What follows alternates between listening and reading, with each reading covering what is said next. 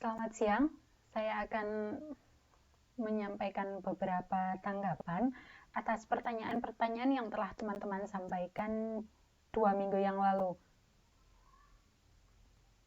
2 minggu yang lalu teman-teman telah menyampaikan pertanyaan dan beberapa dari teman-teman telah memberikan tanggapan terhadap pertanyaan teman-teman yang lain. Baik teman-teman yang bertanya atau teman-teman yang memberikan pendapat, saya catat untuk nilai keaktifan ya. Mari kita ulas dari pertanyaan pertama. Jika suatu kalimat memiliki unsur kebalikan, KPS, apakah itu dikatakan kalimat efektif? Ya, jadi meskipun unsurnya itu dibalik, SPK itu menjadi KPS, gitu misalnya, Bogor tempat tinggal saya, walaupun strukturnya dibalik, asalkan kalimat itu tetap bisa menyampaikan apa yang ingin disampaikan oleh penulis dan diterima dengan tepat sesuai dengan keinginan si penulis pada pembaca, maka kalimat tersebut dikatakan sebagai kalimat yang efektif. Kunci keefektifan itu ada pada kesamaan antara gagasan yang diterima dengan gagasan yang ditangkap. Intinya apa yang disampaikan oleh penulis itu bisa ditangkap sama persis dengan pembaca. Jadi apa yang ditangkap pembaca sama persis dengan apa yang disampaikan oleh penulis. Tidak ada miskomunikasi di sana. Pertanyaan yang kedua, kalimat efektif apakah selalu baku? Lalu apakah jika kita membuat kalimat menggunakan bahasa daerah dengan struktur yang benar masih bisa dibilang kalimat efektif? Baik, penggunaan kalimat efektif dan kata baku itu dua hal yang beririsan ya. Biasanya kalau kita menggunakan kalimat dengan efektif, kita sebisa mungkin juga akan menggunakan kata-kata yang baku. Akan tetapi, walaupun kata-kata itu tidak baku, bisa saja sebuah kalimat tetap efektif. Jadi, baku tidaknya kalimat itu tidak selalu berpengaruh pada efektif tidaknya kalimat. Begitu juga sebaliknya, efektif tidaknya sebuah kalimat itu tidak selalu memenuhi aturan yang baku. Bisa jadi sebuah kalimat itu efektif, tetapi ada satu kata atau dua kata yang ditulis dengan menggunakan ejaan atau kata yang tidak baku. Kemudian menggunakan bahasa daerah. Begini, biasanya bahasa daerah itu memiliki struktur yang tidak selalu sama dengan struktur di bahasa Indonesia. Ketika kita menggunakan struktur bahasa daerah, kemudian kita gunakan dalam bahasa Indonesia, artinya kita hanya mengalih bahasakan saja tanpa mengubah strukturnya, bisa jadi kalimat tersebut menjadi kalimat yang tidak efektif. Ada beberapa contoh kata-kata yang ada di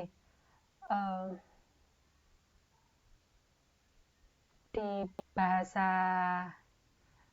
daerah gitu ya, bahasa Jawa misalnya, yang ketika itu dibahasa Indonesiakan secara utuh tanpa ikut serta mengubah strukturnya ke dalam struktur bahasa Indonesia, bisa menjadi kalimat yang tidak efektif. Misalnya, kalau yang paling sering kita temukan di bahasa Jawa ada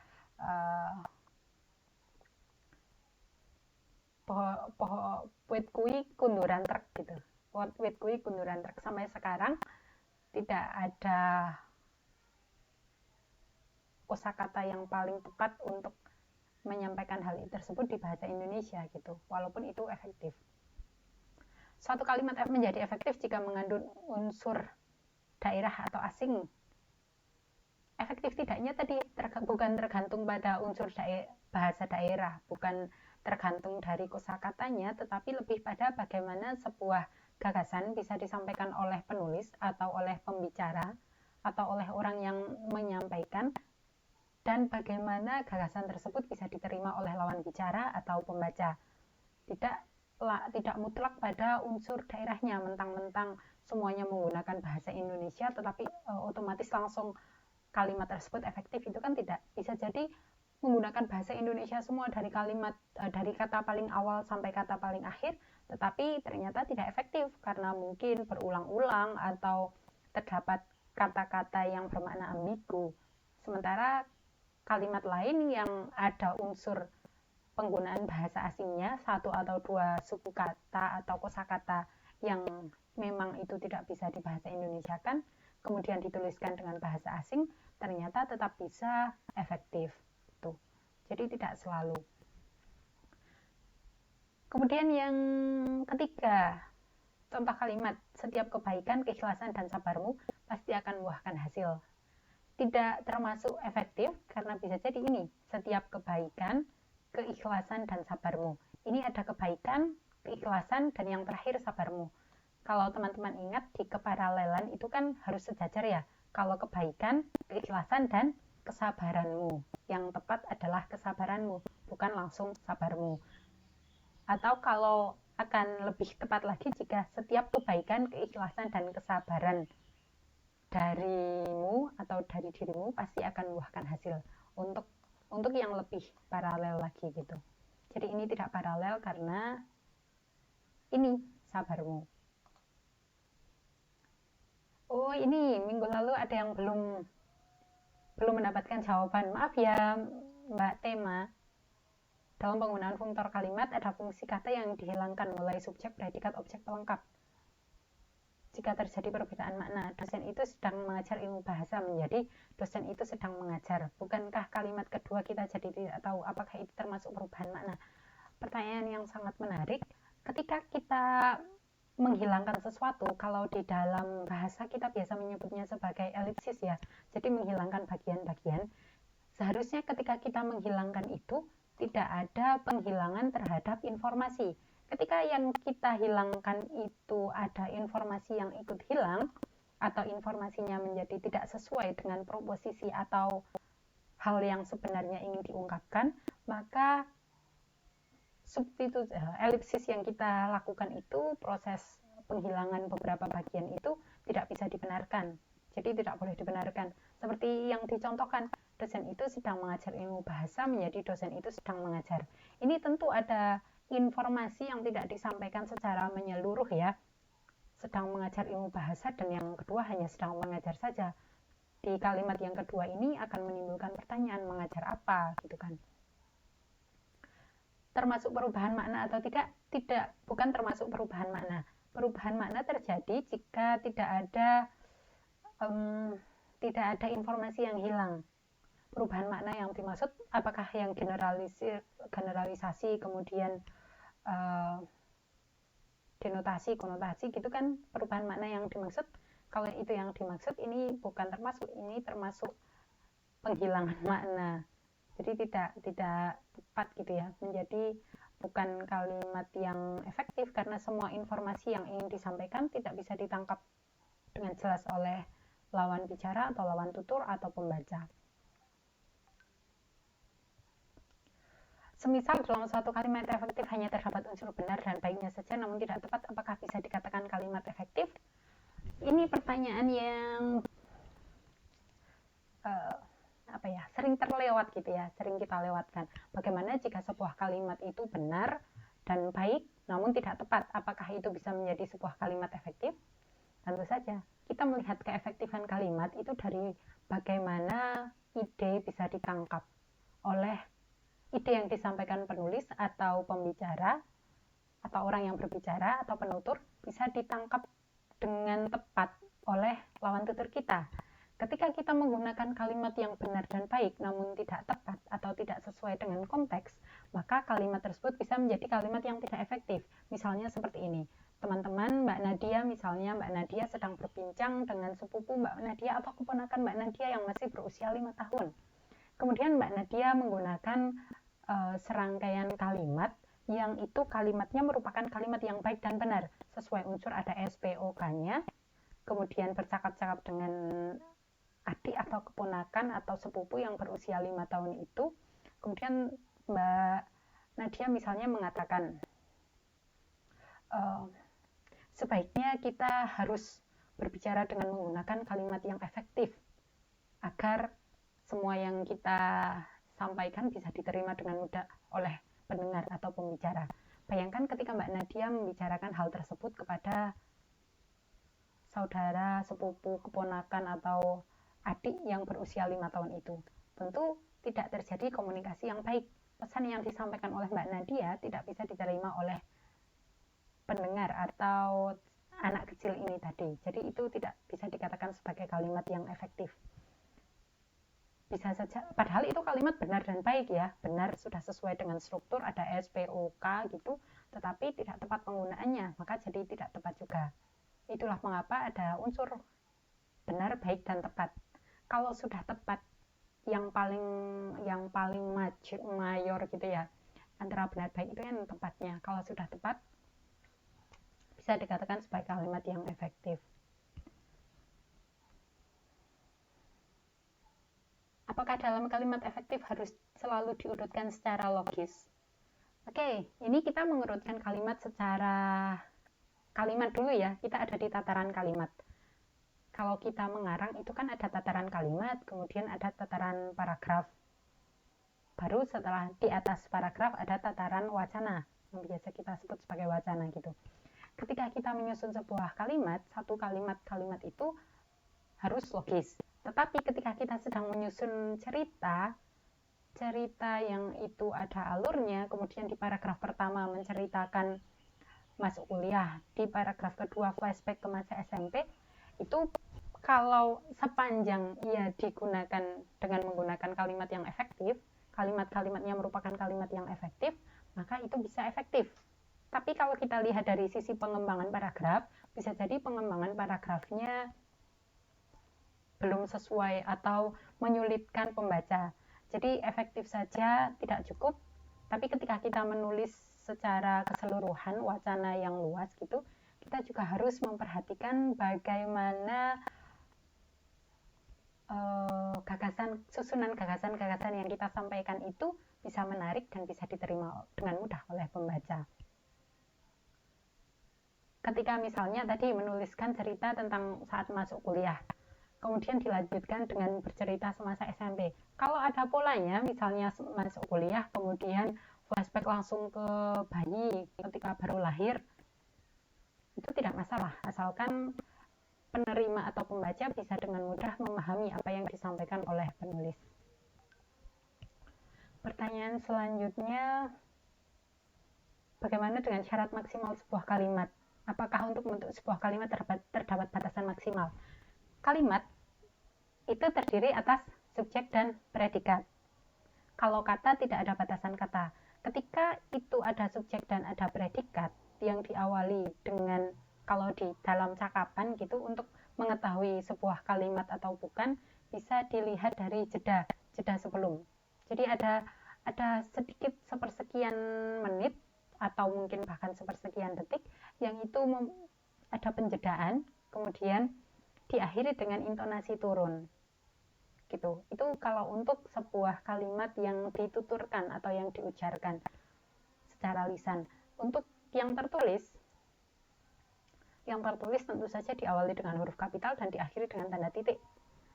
Batasan maksimal terdiri dari berapa kata itu tidak ada, tetapi ketika teman-teman menulis, pastikan satu kalimat itu hanya memuat satu ide pokok. Kalau kita sedang membicarakan tentang A, maka kita bicarakan tentang A terlebih dahulu. Jangan sampai, kan ini tidak dibatasi, satu kalimat mau berapa kata. Kemudian teman-teman menyusun A, B, C, D yang itu ternyata bisa dikembangkan menjadi 5 kalimat. Intinya satu kalimat ada subjek dan predikat dan itu ada satu ide. Kemudian pertanyaan dari Mbak Suci. Dalam menulis sebuah kalimat efektif, kita harus menentukan diksi dan ejaan bahasa yang tepat. Karena kita harus memastikan apa yang kita sampaikan itu bisa diterima dengan tepat oleh pembaca. Jangan sampai yang kita maksud adalah apel, tetapi yang diterima oleh pembaca adalah apel. Karena tulisannya kan sama-sama APEL. Padahal yang kita maksudkan apel, tapi yang diterima oleh pembaca adalah apel. Gitu. Itulah mengapa kita harus menentukan diksi dan ejaan bahasa yang tepat. Kapan menggunakan huruf kapital, kapan menggunakan huruf bukan kapital juga, gitu.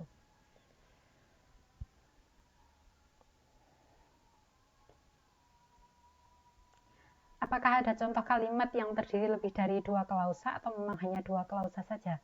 Yang biasa kita temukan memang 2 klausa ya, tetapi bukan tidak mungkin ada 3 klausa. Jadi ada klausa utama dengan 2 klausa penjelas.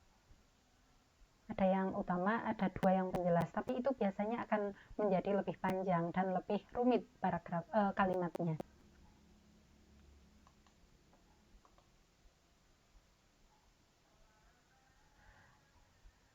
Untuk pertanyaan, jawaban, terima kasih Mbak Nabila telah memberikan pendapat. Kemudian kita lanjut ke pertanyaan Mbak Feby. Dia masuk ruang kelas dan dia memasuki ruang kelas.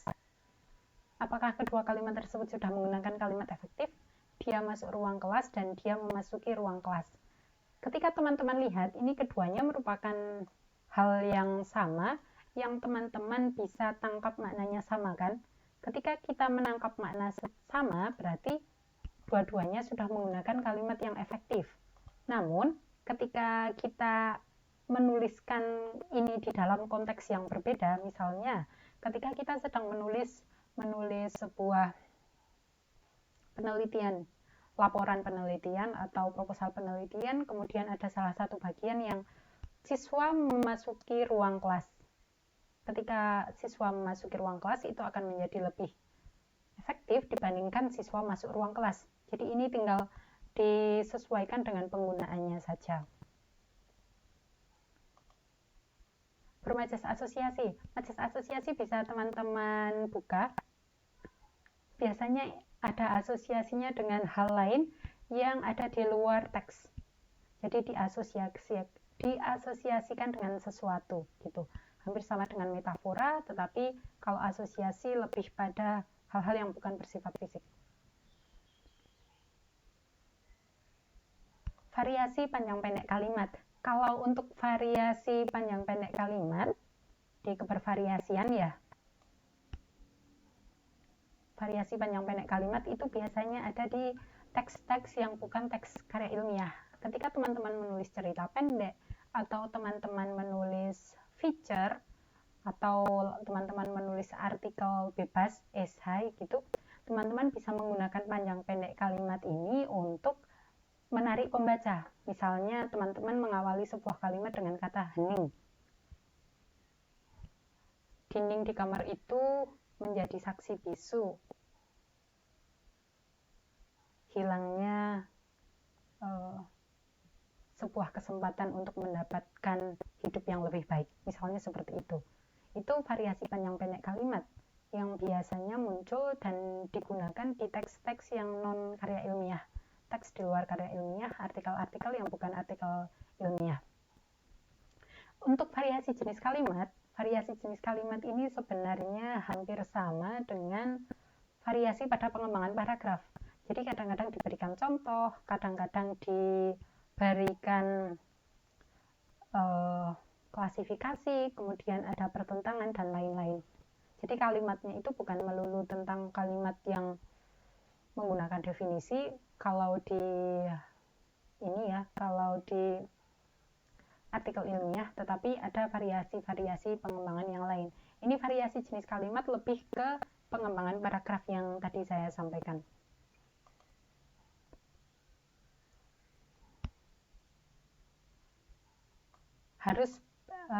Ini pertanyaan selanjutnya dari Muhammad Bani. Mas Muhammad Bani bertanya, harus sesuai konteks. Kalau bicara dengan anak SD gitu, kenapa jadinya tidak sesuai konteks, Bu? Walaupun penggunaan bahasanya sudah benar. Iya, karena walaupun kita sudah menggunakan bahasa yang benar, tetapi apa yang kita gunakan dan kita sampaikan itu tidak bisa diterima dengan mudah oleh anak SD, sehingga tidak bisa efektif komunikasi yang berlaku. Jadi harus mengikuti siapa yang menjadi lawan bicara kita. Kemudian pertanyaan lanjutannya, bagaimana penekanan untuk yang urutan logis jika urutan peristiwa sudah urut peristiwa namun tidak detail, apakah diperbolehkan? Boleh, karena ini kan sifatnya logis tidaknya gitu kan, masuk akal atau tidak. Ketika sudah masuk akal ya boleh, walaupun itu tidak detail. Pilihan detail atau tidak ada di tangan penulis, ingin menyampaikan secara detail atau tidak gitu. Bagaimana membedakan partikel pun yang ditulis digabung dan pun yang ditulis terpisah? Saya pernah baca di salah satu postingan Instagramnya Ivan Lanin, Silahkan teman-teman, kalau teman-teman pasti punya IG semua kan, cari Instagram, akun Instagram Ivan Lanin. Di sana biasanya ada banyak pencerahan tentang penggunaan pun, penggunaan di, dan lain-lain yang disampaikan dengan menggunakan infografis.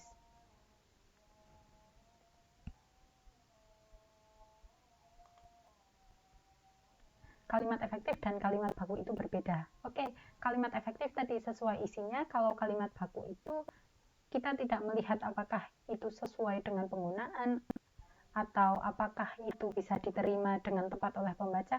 Yang penting kalimatnya merupakan kalimat yang disusun dengan kata-kata baku.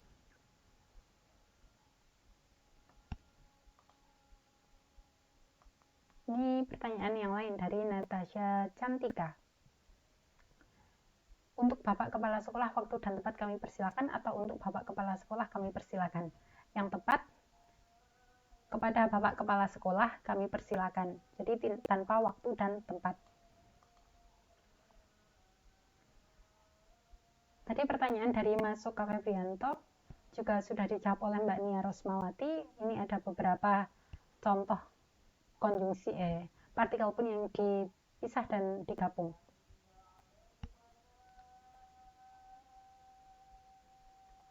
Frase MD dan DM itu menerangkan dan diterangkan menerangkan, dan frase MD menerangkan diterangkan. Misalnya ketika frasa DM itu biasa ada di bahasa Inggris dan frasa MD ada di bahasa Indonesia.